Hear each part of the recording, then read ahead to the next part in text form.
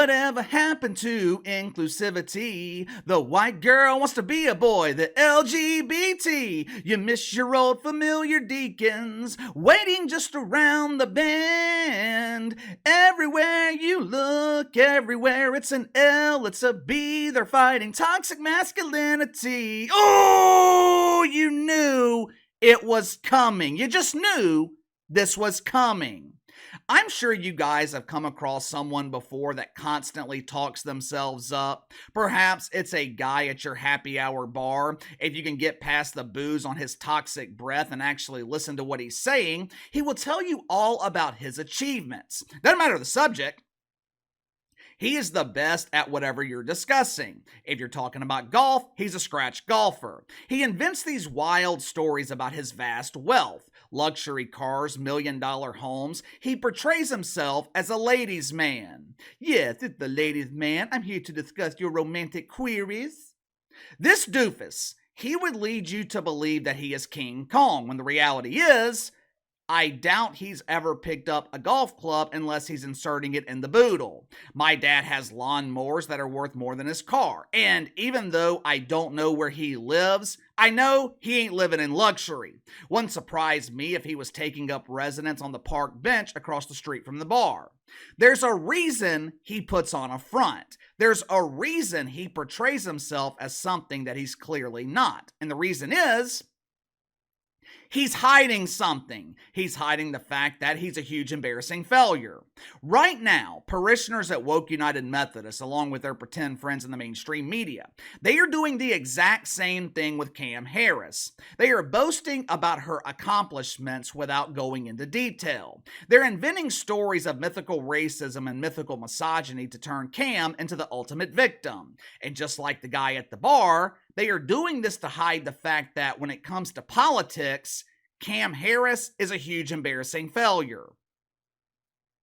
If you haven't already, make sure to like and subscribe. You can follow me on Twitter at KC_BTL84. Last week, a group of unknown white female identifiers came together on a Zoom call. Now, this was your typical fellowship at Woke United Methodist. There were plenty of refreshments that were offered. Half-eaten donuts were provided by the donut diva Brian Stelter. The kitchen staff at Club Shay Shay, they worked overtime to provide lemonade freshly squeezed from Don's Lemons. Since this was a group of woke women, the grilled wiener obviously not on the menu. We would not want to offend them by providing food that could trigger painful thoughts of toxic masculinity. Now the group, they call themselves White Women for Cam. The title of the meeting was White Women Answer the Call. Yeah, after watching the clip, I can't imagine these women are proficient in answering phone calls because I can't imagine that anyone is calling them. Although the vast majority of these women were unknown, there was one recognizable face at the meeting. She must have dialed the wrong number because Megan Rapinoe, she was on the call. She came straight from the barber sporting a new haircut. The meeting was led by someone named Ariel Fodder. Well, Casey, who in the hell's Area Fodder? Ariel is a former teacher. She now considers herself to be a TikTok influencer. Translation, Ariel is unemployed, which is probably why she's voting for Cam Harris.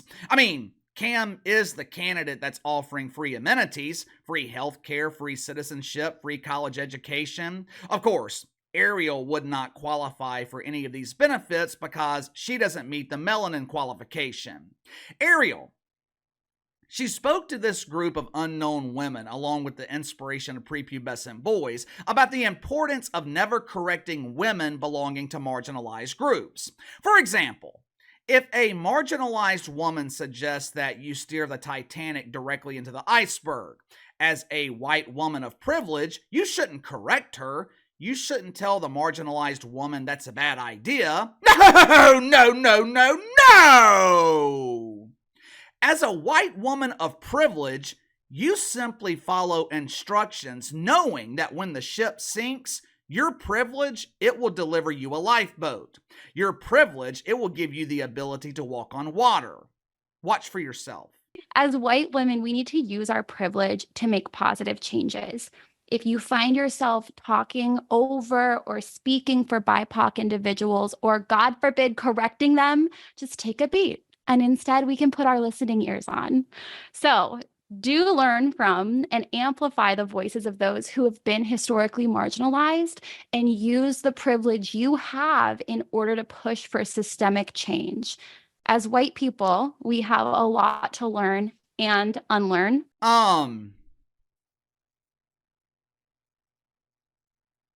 What?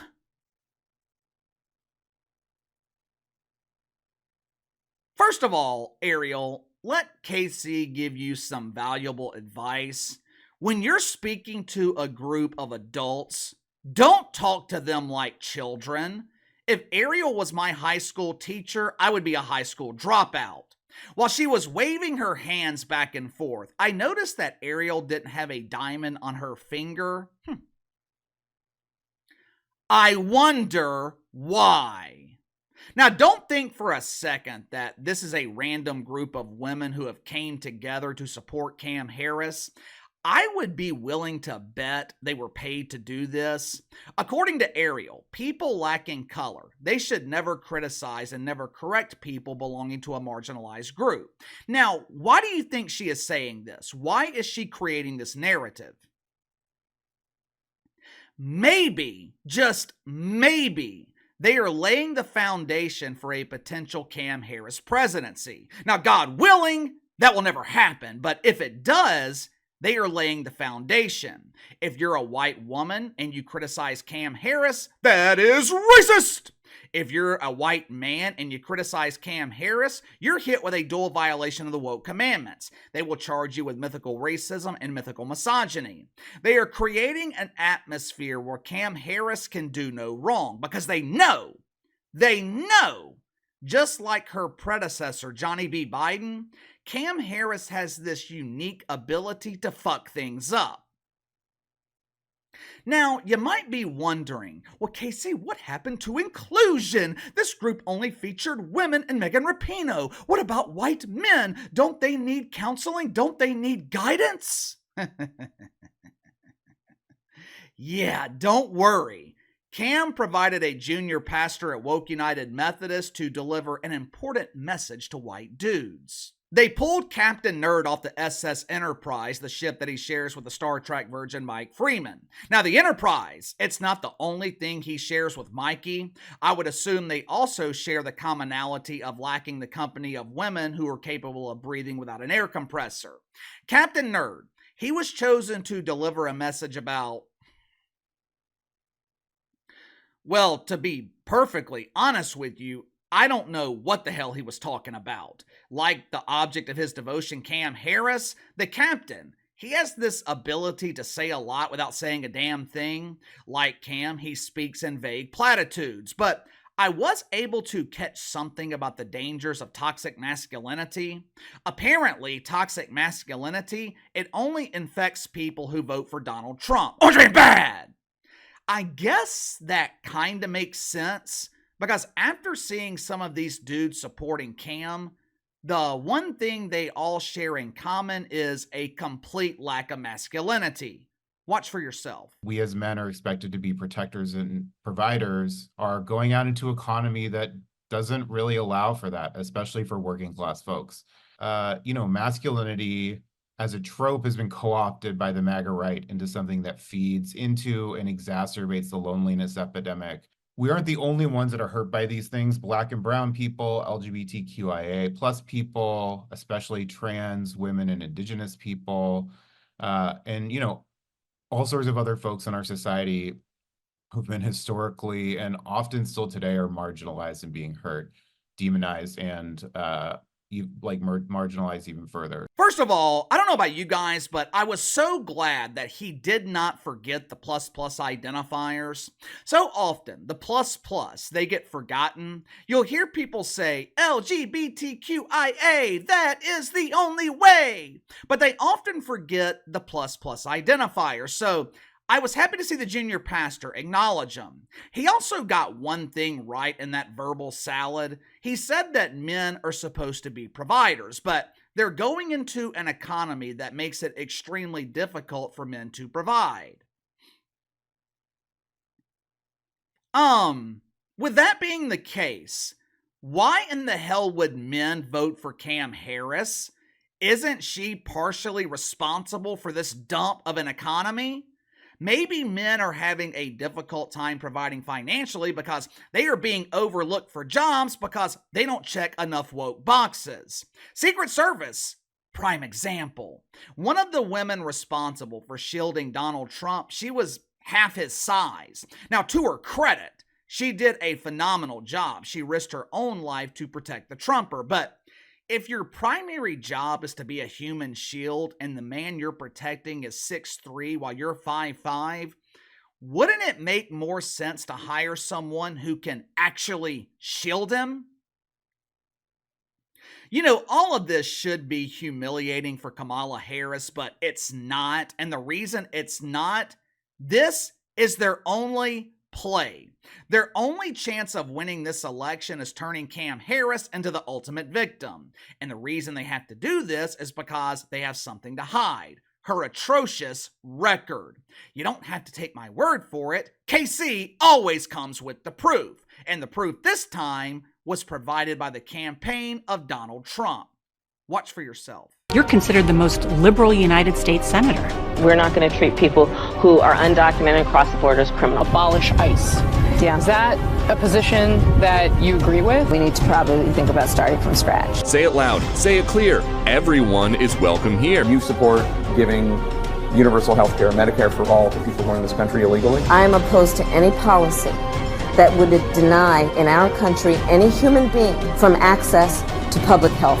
Period. You support the Medicare for all bill. I believe it will totally eliminate private insurance. For people out there who like their insurance, well, they don't get to keep it. Let's eliminate all of that. Are you starting to understand why they're hiding her record? Are you starting to understand why they don't want to talk about the issues? The vast majority of people, whether Republican or Democrat, the vast majority do not agree with Cam Harris, which is why the mainstream media is doing everything they can to distract us. All this other stuff, it's a distraction. Mythical racism, mythical misogyny, toxic masculinity, white women for Cam Harris and white men pretending to be women for Cam Harris. Distraction. They are trying to use the same strategy that they used with John Biden in 2020. They're inventing problems to distract us from the actual problems because the truth is, Cam Harris does not have answers to the actual problems because Cam Harris creates them. But give me your thoughts on this. According to White Women for Cam, you are not allowed to correct people belonging to marginalized groups. You're born with privileges that they don't have. Trump supporters are infected with toxic masculinity. Basically, they are creating an atmosphere where you can't criticize Cam Harris, and they are trying to distract you from focusing on the real issues. Will it work? Will the same strategy they used in 2020 work 4 years later? Let me know. Sound off in the comments below. Like, subscribe, share the video. Appreciate your support. Best way to contact me is by email at btlkc84@gmail.com, and I'll see you guys later.